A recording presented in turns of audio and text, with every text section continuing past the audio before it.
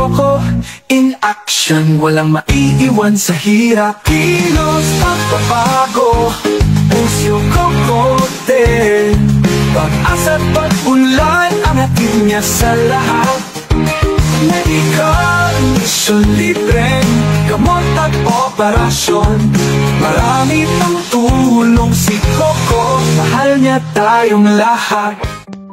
Sa panahon ng pangangailangan, napakahalaga ng tulong medikal. Hindi lang para sa kalusugan, kundi para rin sa pinansyal na ginhawa ng bawat pamilya. Maraming salamat po, Senator Coco Pimentel. Kaya naman, sa pangunguna ni Senate Minority Leader Coco Pimentel, isinagawa ang house-to-house medicine distribution upang direktang maihatid ang mga libreng gamot sa mamamayang Mariqueño. Ako po si Fe Godoy Tayag. 73 na ako sa Febrero.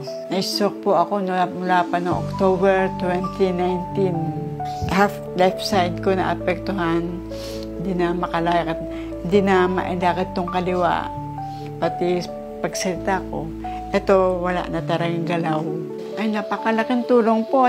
Itong gamot na to, magkano gastos niya sa isang linggo, sa isang buwan, magkano. Napakalaking bagay po. Maraming salamat po, Senator Coco. Kundi dahil sa tulong ninyo ito, talagang hanggang ngayon, siguro, lagi na lang akong iiyak. Ayos si Cocote. Good luck po. God bless you, Senator. Ako po si Chona de la Cruz, ang husband ko po ay si Rolando de la Cruz. Spinal cord po, dahil po sa accident po. Ay, malaki po yung pagbabago sa amin. Kasi po una-una po, sa pagbili po ng gamot, nakatipid pa ako ng sobra-sobra. Hindi po kami pinabayaan po. Magaling po siya. Tumutupad po siya kung ano po yung pinapangako niya sa mga tao, lalo na po sa mga nangangailangan po. Maraming salamat po sa binigay niyo pong tulong sa amin. Nakahanda po kayong tumulong at sumuporta sa amin. Maraming salamat po. Hatid nito ang malaking ginhawa para sa mga pamilya, lalo na sa mga lubos na nangangailangan. Corazon, Austria. Magsi-66 ako. Diabetic. Okay naman po at nasusustento yung pag-inom ng gamot. Malaking pasalamat po. Dahil lahat ng may sakit dito ay nasusuportahan ninyo. Malaking tulong po para sa akin. Dahil na yung gamot na naisusuportan niya, nakakainom ako sa araw-araw.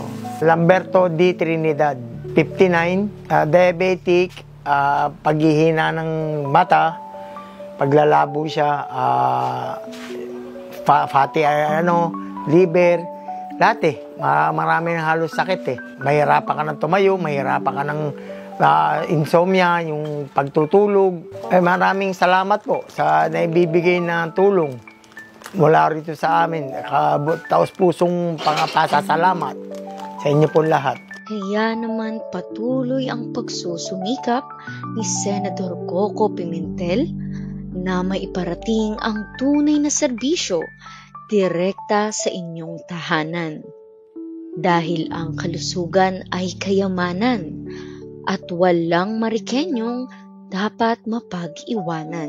Ito ang tunay na katok ng pagbabago para sa mga mamamayang Mariqueño. Coco in action, sa puso ng Marikina, si Coco Pimentel, katuwang natin at kung resista.